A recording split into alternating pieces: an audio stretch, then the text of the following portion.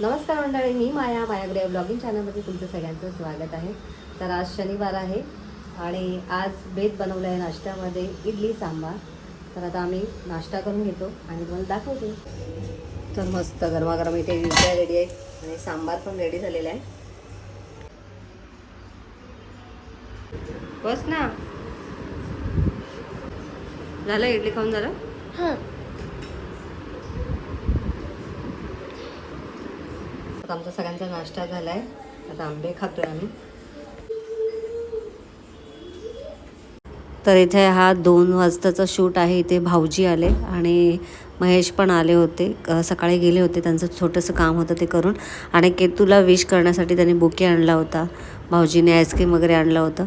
तर आता आम्हाला बाहेर जायचं आहे. आम्ही सगळेजणं आज बाहेर फिरायला चाललो आहे. तर कुठे चाललो आहे तुम्हाला हे थोड्या वेळातच कळेलच.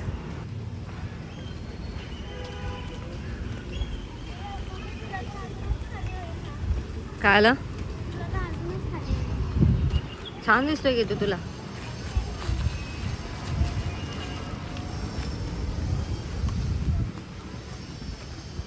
तुला किती % आले? आता मी नेहमी पेढे वाटायला जाणार आहे असं. वा. ए जानू, आजा, मेहमान जैसे की बैठी है. आणि ते ए रे वा, इकडे जाऊ नको. ते गोल्ड बघायची पण आता ठीक वाटतं. तर आता आम्ही सगळेजण निघालो एक खोपोलीला.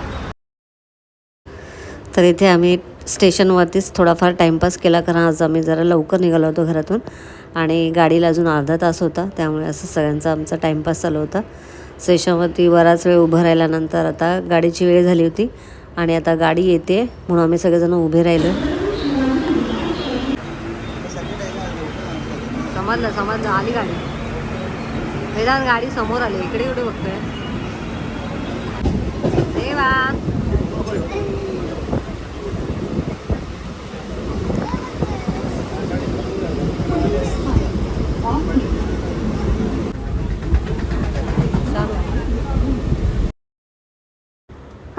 तर आता इथे आम्ही गाडीत बसल्यानंतर वेदांना जरा झोप आली होती.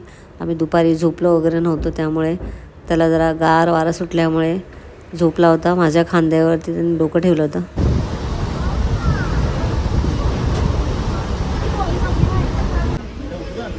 ट्रेनमध्ये बसून बसून कंटाळा आलाय म्हणून केतू आणि श्रावणी काय करतायत बघा.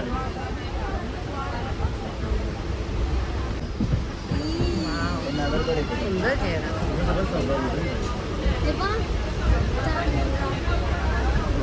असा टाइमपास चाललाय आमचा सगळ्यांचा. तर आता तुम्हाला सगळ्यांना समजलंच असेल की आम्ही आलो आहे खोपोलीला. जसं जसं खोपोली स्टेशन जवळ येत होतं तसं तसं तुम्ही बघू शकता आजूबाजूला किती सुंदर असं निसर्ग दिसतोय.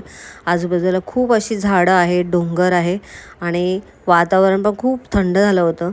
आता सध्या उन्हाळा चालू आहे, परंतु आम्ही खोपोलीमध्ये असल्यामुळे आम्हाला एवढं थंडगार वाटत होतं, मस्त वाटलं आणि खूप रिलॅक्स वाटत होतं. आम्हाला सगळ्यांना असा मोह होत होता की किती व्हिडिओ काढू, किती फोटो काढू, असं झालं होतं आम्हाला. आणि आम्ही सगळेजण दरवाजाच्या इथे उभे राहिलो आणि छान असा निसर्ग आम्ही आमच्या मोबाईलमध्ये कैद करण्याचा प्रयत्न केला.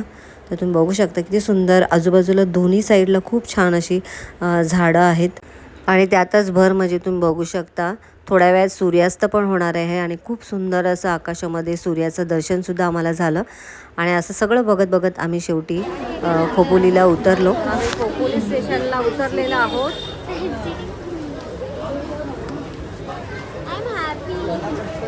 तर आम्ही रिक्षामध्ये खोपोली स्टेशनला उतरल्या लगेच आम्ही रिक्षा पकडली आणि आता आम्ही निघालो आहे गगनगिरी महाराजांच्या मठामध्ये. तर स्टेशनपासून साधारण 5 ते 6 मिनटं आहे रिक्षाने. चालत साधारण 15 मिनटं लागतील. तर आम्हाला काय एवढं माहिती नव्हतं आणि आम्ही सगळेजणं, लहान मुलं पण आमच्यासोबत होती, त्यामुळे आम्ही सगळेजणं रिक्षाने निघालो. आम्ही 2 रिक्षा केल्या होत्या. तर चला आता आम्ही निघालो आहे महाराजांच्या दर्शनाला. आता इथे सुरुवातीला आम्ही सगळ्या लेडीज एका रिक्षामध्ये बसलो होतो. आम्ही पुढे आलो आणि पाठून जेंट्स येत होते. तर आता आम्ही त्यांची वाट बघत होतो, मंदिराच्या बाजूला उभे होतो आणि तुम्ही बघू शकता आजूबाजूला एवढी झाडं आहेत आणि प्रत्येक झाडावरती इथे माकडं दिसत आहेत. माकडं एकदम सर्रास अशी फिरत आहेत आणि आम्हाला जरा सुरुवातीला थोडीशी भीती वाटत होती. शानू, रेवा सगळेजण घाबरत होते आणि बघा तुम्ही इथे वरतून अशी फिरत आहेत, सर्रास असे माकडं फिरत आहेत. आमच्या जवळ त्या काही नव्हतं, पण तरीसुद्धा आम्हाला भीती वाटत की मोबाईल तर घेणार नाही ना, काही घेऊ शकतील असं आम्हाला थोडंफार वाटत होतं. त्यामुळे आम्ही जरा घाबरतच उभे होतो आणि मजा पण येत होती बघायला, कारण एकाच वेळी एवढी माकडं आम्ही कधी बघितली नव्हती. तर बघा इथे माकडं बघा किती मस्त असे झाडावरून उड्या वगैरे मारत होते.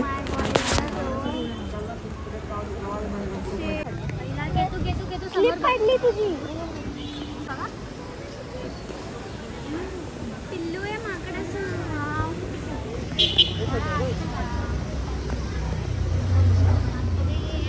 पण काय चप्पल घालायची आहे तिथे, पण आत नसतील कशाने बोल, काय माहिती असतील आत पण.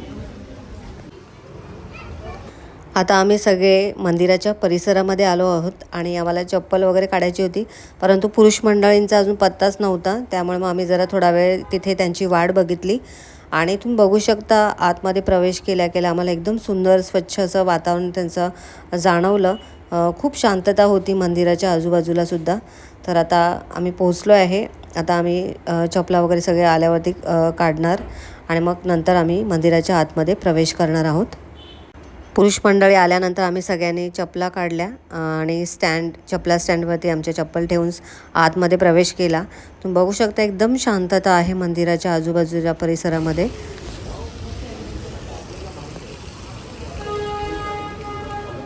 मस्त असं गार्डन वगैरे आहे साईडला.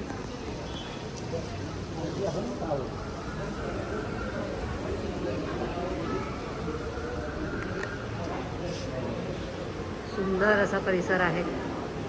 गगनगिरी महाराजांचं मस्त असं मठ. आता मी तुम्हाला थोडक्यात माहिती देते.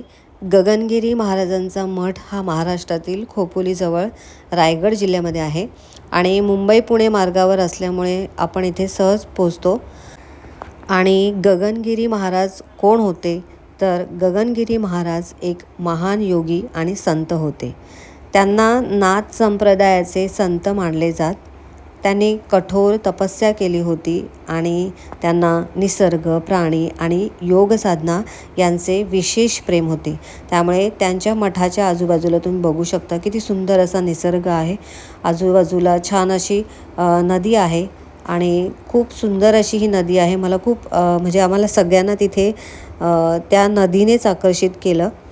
इथे तुम्ही बघू शकता भिंतीवरती त्यांचे फोटो वगैरे लावलेले आहेत. त्याचबरोबर इथे त्यांच्या पादुका पण ठेवलेल्या आहेत. त्या पादुकांचे आम्ही सगळ्यांनी दर्शन घेतले आणि समोर फोटोसुद्धा ठेवलेला आहे.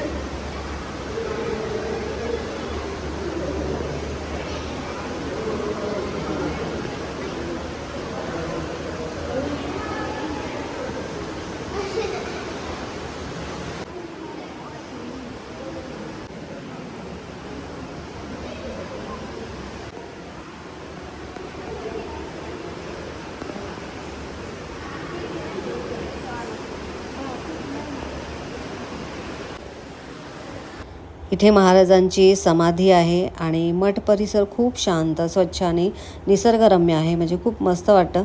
तिथे बराच वेळ बसावंसं वाटतं. त्याचबरोबर ध्यान, जप आणि मनशांतीसाठी पण उत्तम असं हे ठिकाण आहे.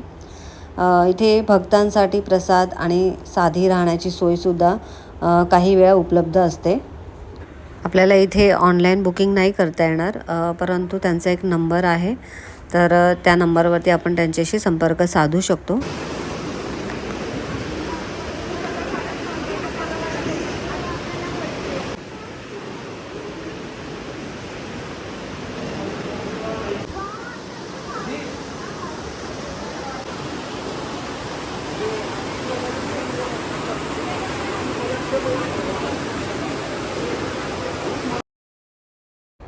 आजूबाजूला डोंगर आणि हिरवळ असल्यामुळे इकडचं वातावरण खूप प्रसन्न असते आणि सकाळ संध्याकाळ इकडे आरती आणि भजन अनुभवण्यासारखी पण असते.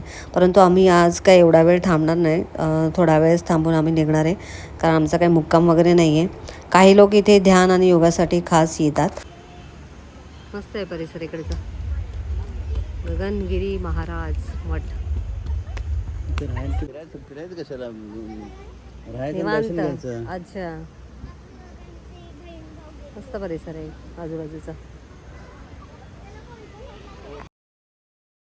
दर्शन झाल्यानंतर आम्ही सगळेजण स्टेशनला आलो आणि इथे मुलांना थोडीफार भूक लागली होती, म्हणून इथे आम्ही सँडविच घेतलं मुलांसाठी. आम्ही कोणी खाल्ला नाही, मात्र आम्ही सगळ्यांनी चहा वगैरे घेतला आणि आता आम्ही जरा थोडा वेळ बसलो आहे, कारण गाडीलासुद्धा अजून थोडा वेळ होता.